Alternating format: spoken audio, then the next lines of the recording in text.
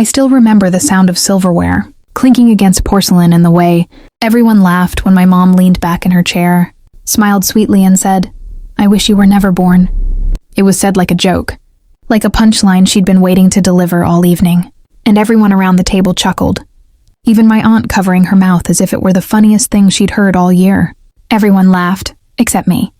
I froze with my fork halfway to my mouth, dessert melting slowly on my plate, my heart pounding so hard I could hear it in my ears. I put my fork down very carefully, because suddenly I was afraid that if I didn't control myself, I might shatter right there at the table. So tell me this before I go any further. If your own mother said something like that, in front of your entire family, would you have just laughed it off? Or would it have changed the way you saw her forever? That sentence didn't come out of nowhere. It was the final drop in a glass that had been filling my entire life. But at that moment, with everyone smiling and waiting for me to laugh along, I realized something terrifying. They had all been laughing at me my whole life, and I was the only one who hadn't known it. I forced a smile, because that's what I'd been trained to do. But inside, something snapped so cleanly it felt almost quiet. I didn't cry. I didn't yell. I just sat there thinking, wow, she finally said it out loud. Growing up, I was always the difficult one. That's what my mom called me, usually with a sigh. Like my existence alone was exhausting. I was the oldest child, the one who was supposed to be the example, the helper, the built-in babysitter. My younger brother could do no wrong. If he broke something, it was an accident. If I did, it was carelessness. If he forgot his homework, the teacher must not have explained it well. If I forgot mine, I was lazy and ungrateful. My mom liked to tell people I was too sensitive, which was her way of dismissing any emotion I had that inconvenienced her. My dad was there technically. He worked long hours, came home tired, and preferred peace over confrontation. When my mom criticized me, he'd stay quiet, staring at his plate, occasionally saying things like, "She doesn't mean it that way," or "You know how your mother jokes." And I learned early that my feelings were negotiable, but my mom's moods were not. So I adapted. I became quieter. I tried harder. I chased approval like it was oxygen, convinced that one day she'd look at me and finally be proud. That dessert table wasn't just any dinner. It was a family gathering for my cousin's engagement. Everyone was there. Grandparents, aunts, uncles, cousins. People I only saw a few times a year, but whose opinions somehow mattered more than my own comfort. We'd just finished dinner, and my mom had insisted on serving dessert herself, making a big show of it like she always did. She loved being the center of attention, loved the compliments, loved telling stories about her kids that made her look like a long-suffering saint. Someone joked about how stressful kids can be, and my mom laughed a little too loudly. She waved her fork in my direction and said, "Honestly, if I'd known how hard it would be, I might have stopped after one. Sometimes I wish you were never born." She laughed again, waiting for the reaction. And she got it. Laughter rippled around the table. My aunt snorted. My uncle shook his head, smiling.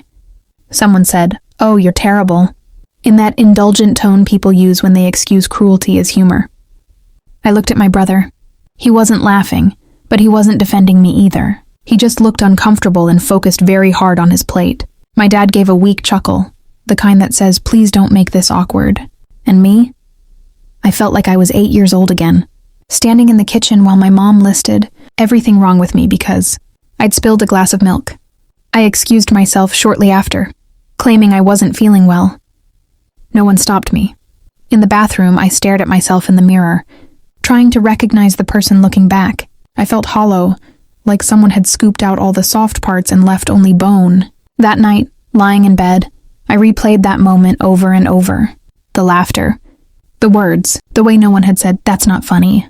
And for the first time, I allowed myself to think the unthinkable. Maybe my mom didn't love me the way a mother should. After that dinner, something shifted in me.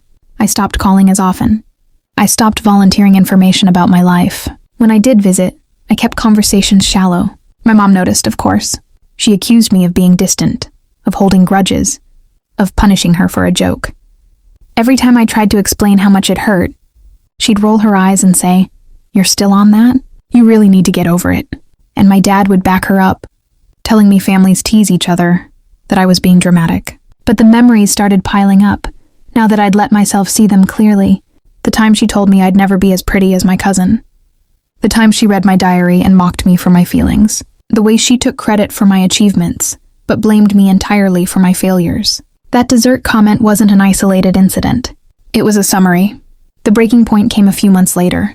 I'd gotten a promotion at work, something I'd worked incredibly hard for, and against my better judgment, I decided to share the news with my family. I thought maybe, just maybe, this would be the moment she'd be proud. We were sitting in the living room when I told them. My dad smiled and said congratulations. My brother gave me a thumbs up. My mom paused, looked at me and said, "That's nice, but don't get too full of yourself. Jobs come and go. You know what doesn't? Family. And you're not exactly easy to live with." Something in me snapped again, but this time it wasn't quiet. I asked her calmly why she always felt the need to tear me down. She laughed, just like she had at dessert, and said, "Oh, please. If I didn't love you, I wouldn't bother. You should be grateful I'm honest." And that's when I realized she would never change, because she didn't think she was doing anything wrong. So that was the situation I was in, and I had to make a choice. Before I tell you what happened next, I want you to pause for a second and think about what you would have done in my shoes. Would you keep trying to earn love that never seemed to come? Or would you finally choose yourself, even if it meant tearing your family apart? Go ahead and comment what you would have done, because I promise you this decision wasn't as easy as it sounds. A week after that conversation, my mom called me furious. Apparently an aunt had mentioned that I seemed different lately, and my mom took that as a personal attack. She accused me of embarrassing her, of making her look like a bad mother. That word, embarrassing, hit me harder than anything else, because it confirmed what I'd always suspected. Her image mattered more than my feelings. I told her I needed space. She laughed and said, "Don't be ridiculous. You'll get over it." But I didn't. Instead, I started therapy. I learned words like emotional neglect and narcissistic behavior, and for the first time my life made sense. I learned that love isn't supposed to hurt like that. And jokes aren't jokes if only one person is laughing. Therapy gave me something I'd never had before: permission to set boundaries. The next family gathering was a holiday dinner, and I debated not going at all. In the end, I decided to go, but with a plan. I told myself that if she crossed the line again, I wouldn't stay silent. Dinner started the same way it always did.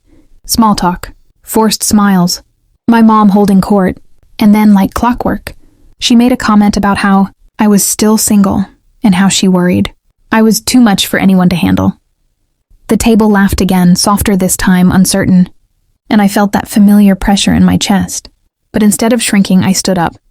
My hands were shaking, but my voice didn't. I said, "Well, you've been saying things like this my entire life. You joke about wishing I was never born. You insult me in front of everyone, and you call it love. I want you to know that it's not funny, and it's not okay." Silence. You could hear the hum of the refrigerator. My mom stared at me like I'd slapped her. Then her face twisted into anger. She said I was ungrateful, that she'd sacrificed everything for me, that I was trying to humiliate her in front of the family. My dad told me to sit down. My aunt looked uncomfortable. No one defended me, and that's when I did the hardest thing I've ever done. I grabbed my coat and walked out. I didn't talk to my mom for months after that. She left voicemails ranging from angry to tearful to manipulative.